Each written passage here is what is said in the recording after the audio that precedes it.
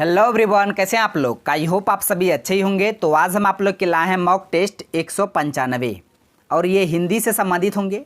तो आज हम हिंदी के प्रत्येक टॉपिक से एक एक प्रश्न को लेकर आए हैं और इन सभी प्रश्नों को विथ एक्स्ट्रा फैक्ट के साथ जानेंगे इस वीडियो में। तो आप लोग वीडियो के अंत तक बने रहिएगा। तो चलिए शुरू करते हैं। पहला प्रश्न आप सभी के लिए है, काव्य रचना कुकुरमुत्ता के रचनाकार कौन है, ये आपको बताना है। प्रश्न बहुत बार एग्जाम में पूछा गया है कि कुकुरमुत्ता जो है इसके रचनाकार कौन है। ऑप्शन में दे रखा जयशंकर प्रसाद, सूर्यकांत त्रिपाठी निराला, महादेवी वर्मा, प्रेमचंद। तो पहले हम इसका आंसर जान लेते हैं। बाकी इसके अलावा जो ऑप्शन में दिया है उसके बारे में भी जानेंगे डिटेल से, जहाँ से प्रश्न पूछे जाते हैं आपके एग्जाम में।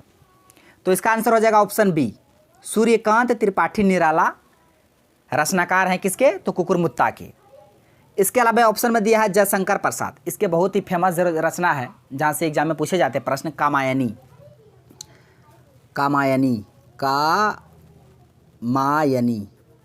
कामायनी के लेखक कौन है, जयशंकर प्रसाद।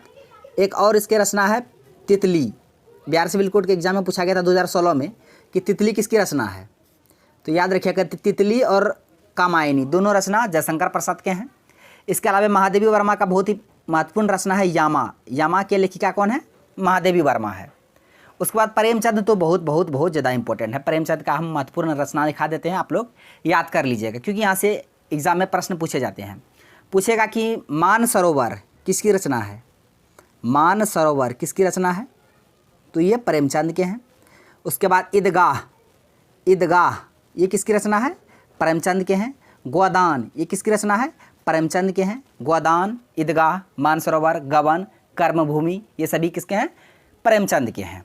तो यहाँ जितने भी हम यहाँ पे फैक्ट बताए, एक्स्ट्रा फैक्ट, सबको आप याद रखिएगा क्योंकि बहुत ही ज़्यादा इंपॉर्टेंट है सारी रचना। और इसके लेखक लेखिका का भी नाम बता दिया। अब बढ़ते हैं अगले प्रश्न की ओर। प्रश्न है, हिंदी भाषा की कितनी उपभाषाएं हैं। हिंदी भाषा की कुल कितनी उपभाषाएं हैं, ठीक है। ऑप्शन में दे रखा है 4, 10, 5, 8। तो पहले हम इसका आंसर जान लेते हैं। इसका आंसर ऑप्शन सी हो जाएगा 5। हिंदी भाषा के 5 उपभाषाएं, कितने हैं, 5 है। कौन कौन है, पांचों उपभाषा का नाम लिख देते हैं। आप पांचों का नाम याद रखिएगा, ठीक है। पहला हो जाएगा आपका, इसको क्या बोलते हैं, पश्चिमी हिंदी। पश्चिमी हिंदी ये हिंदी भाषा की उपभाषा लिखा रहे हैं। मतलब उपभाषा से ही बहुत सारे बोलियां का विकास हुआ। हरियाणी, खड़ी बोली, ब्रजभाषा, बुंदेली, कन्नौजी, निमाड़ी, मारवाड़ी, मेवाड़ी, ये सभी उपभाषा से ही निकला है। उसके बाद एक हो गया पश्चिमी हिंदी, दूसरा हो गया राजस्थानी। 5 उपभाषा है, उपभाषा का नाम याद रखिएगा पांचों का। फिर तीसरा है पहाड़ी। फिर चौथा है बिहारी। चौथा क्या है, बिहारी। अब पांचवा हो गया पूर्वी हिंदी। पूर्वी हिंदी। पश्चिमी हिंदी, पूर्वी हिंदी, बिहारी, पहाड़ी, राजस्थानी, ये पांचों हिंदी भाषा की उपभाषाएं हैं, याद रखिएगा। तो इसका आंसर ऑप्शन सी हो गया। नेक्स्ट है दंत्य ध्वनि नहीं है। तो ऑप्शन में दिया तो, थो, दो, डो। तो आपको बताना कि इनमें से कौन है जो दंत ध्वनि नहीं है। मतलब अगर बोलिएगा तो, जिस तरह तो बोलिएगा, देखिएगा जीभ जो है, जीभ वो दांत को ठोकर मारेगा। जीभ है, दांत को क्या मारेगा, ठोकर मारेगा। तो, थो, दो, ये तीनों बोलेगा ना, तो, थो, दो, तो ये जीभ दांत को आपको ठोकर मारेगा, यानी कि दंत ध्वनि है। बाकी जो डो बोलेगा ना, डो, ये ठोकर नहीं मारेगा। डो बोलने समय ये दांत को ठोकर नहीं मारेगा, इसलिए इसका आंसर ऑप्शन डी हो गया, डो। आपको प्रश्न बोला गया था कि कौन सा दंत ध्वनि नहीं है, तो दंत ध्वनि नहीं है कौन, डो, ये दंत ध्वनि नहीं है। बाकी तो, थो, दो, ये तीनों जीभ जो है दांत को ठोकर मार रहा है, तो ये दंत ध्वनि है। नहीं कौन है वही आपको बताना था, तो इसका आंसर ऑप्शन डी हो गया। तो फ्रेंड्स, अगर वीडियो अच्छा लगा तो लाइक भी कर दीजिएगा। सारे प्रश्न का पीडीएफ आपको कर दीजिए अड्डा के नाम से टेलीग्राम में चैनल है, वहाँ पे जाके जुड़ जाइएगा, वहीं पे आपको मिल जाएगा। नेक्स्ट है, तेंदुलकर ने एक ओवर में 5 छक्के लगाए। इस वाक्य में उद्देश्य क्या है। उद्देश्य समझते हैं, जिसको हम लोग बोलते हैं ना हिंदी में कर्ता, उद्देश्य। तो ये बहुत ज़्यादा इंपॉर्टेंट प्रश्न है, इसको देखिए। एक होता है जो कोई भी वाक्य होता है, जो सेंटेंस होता है, वाक्य के 2 अंग होते हैं, 2 पार्ट होते हैं। एक उद्देश्य होते हैं, एक विधेय होते हैं। एक उद्देश्य क्या होते हैं, विधेय होते हैं। सब्जेक्ट ऑब्जेक्ट होता है ना, वही बात है। तो यहाँ पे हिंदी मतलब हिंदी का प्रैक्टिस है, तो हिंदी में प्रश्न पूछा गया, यानी उद्देश्य आपको बताना कि इस वाक्य में उद्देश्य क्या है। तेंदुलकर ने एक ओवर में 5 छक्के लगाए। तो देखिए, पहले समझिए उद्देश्य किसे कहेंगे, विधेय किसे कहेंगे, ठीक है। जिसके बारे में बात किया जाए या काम करने वाला जो हो उसे हम लोग बोलते हैं उद्देश्य, सब्जेक्ट। तो इसमें जो एक ओवर में 5 छक्का लगाया तो काम किसके द्वारा किया गया? छक्का जो लगाया गया एक ओवर में 5 छक्का किसके द्वारा? जिसके द्वारा लगाया गया है वही उद्देश्य कहलाएगा। तो यहाँ पे तेंदुलकर के द्वारा लगाया गया 5 छक्का एक ओवर में, तो इस वाक्य में उद्देश्य क्या हो जाएगा? सब्जेक्ट क्या हो जाएगा? तेंदुलकर। तो यहाँ छक्का नहीं होगा, ओवर नहीं होगा, 5 नहीं होगा, तो इसका जो आंसर होगा ऑप्शन बी हो जाएगा तेंदुलकर। तो विदेश में क्या है? सब्जेक्ट क्या है? तेंदुलकर है, याद रखिएगा। अगर इसमें विधेय पूछता तो ये हो जाता है एक ओवर में 5 छक्के लगाए। जिस तरह हम एक सेंटेंस से आपको समझाना चाहते हैं, एक सेंटेंस अगर हम आपको दिए, अगर सॉरी कॉल आ गया था, उसके बाद देखिए, राम ने रावण को मारा, राम ने रावण को मारा। ये सेंटेंस लिए, इस सेंटेंस से आप अच्छा समझ जाएगा उद्देश्य और विधेय। तो यहाँ पे रावण को जो मारा है, कौन मारा है? मारने का काम कौन किया? राम ने। तो यहाँ पे राम क्या हो गया? राम ने। यहाँ राम हो गया उद्देश्य, क्या हो गया? उद्देश्य। अब विधेय क्या हो गया? रावण को मारा, काम का फल जिस पर पड़ रहा है विधेय, ये विधेय हो गया। उद्देश्य विधेय में आप फर्क समझ गए होंगे, डिफरेंस समझ गए होंगे, ठीक है। उसी तरह यहाँ पे एक ओवर में 5 छक्का कौन लगाया? तेंदुलकर। तो यहाँ तेंदुलकर उद्देश्य हो गया, बाकी एक ओवर में 5 छक्के लगाए ये विधेय हो गया। मुझे उम्मीद है आप ये समझ गए होंगे। अब बढ़ते हैं अगले प्रश्न की ओर।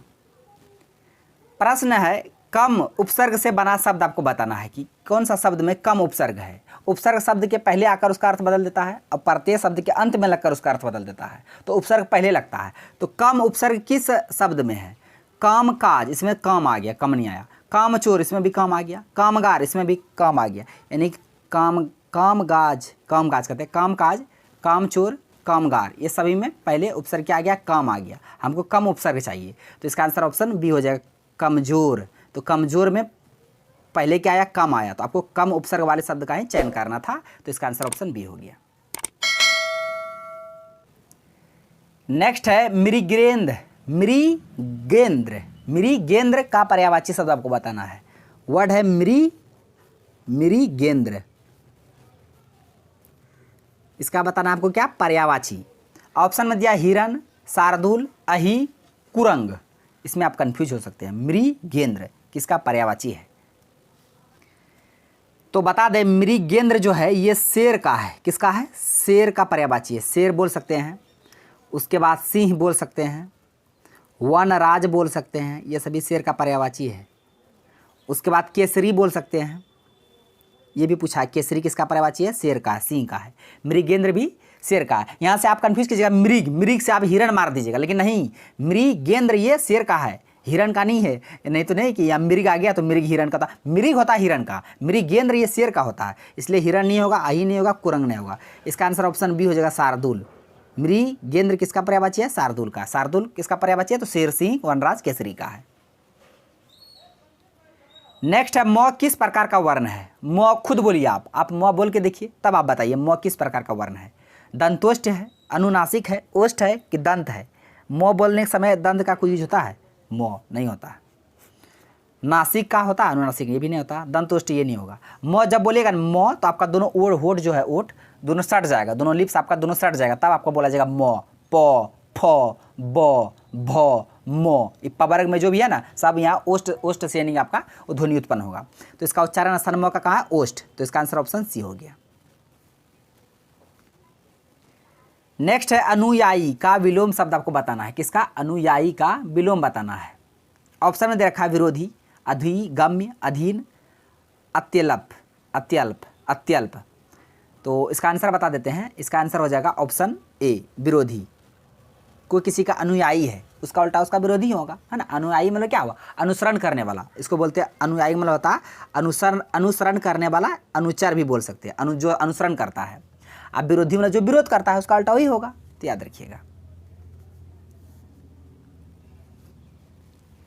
नेक्स्ट है, भोजन बनाने के, यहाँ अंडरलाइन कर देते हैं।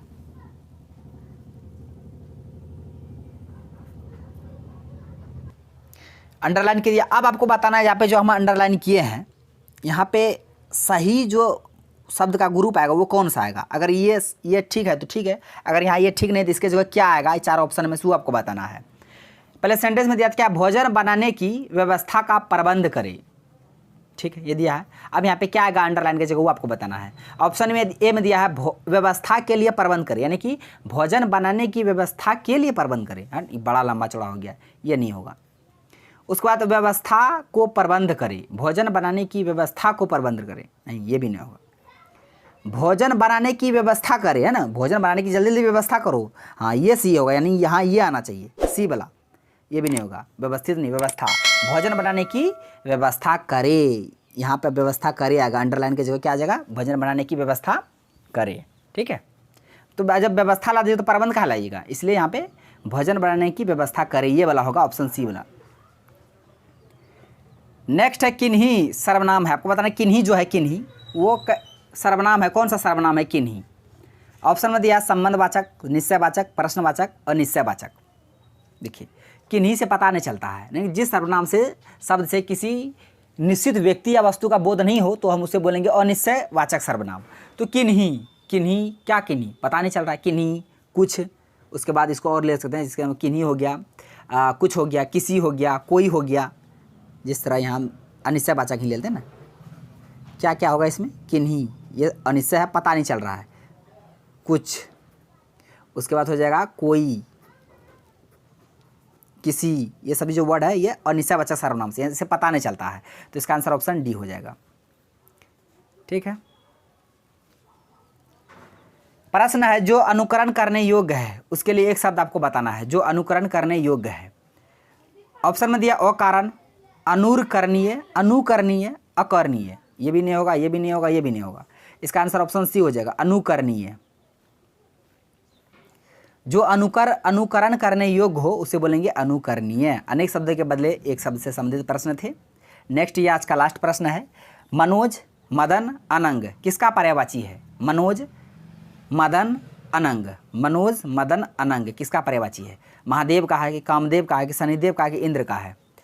तो इंद्र का नहीं होगा, शनिदेव नहीं होगा, महादेव नहीं होगा। इसका आंसर ऑप्शन बी हो जाएगा, कामदेव का पर्यायवाची है मनोज, मदन, अनंग।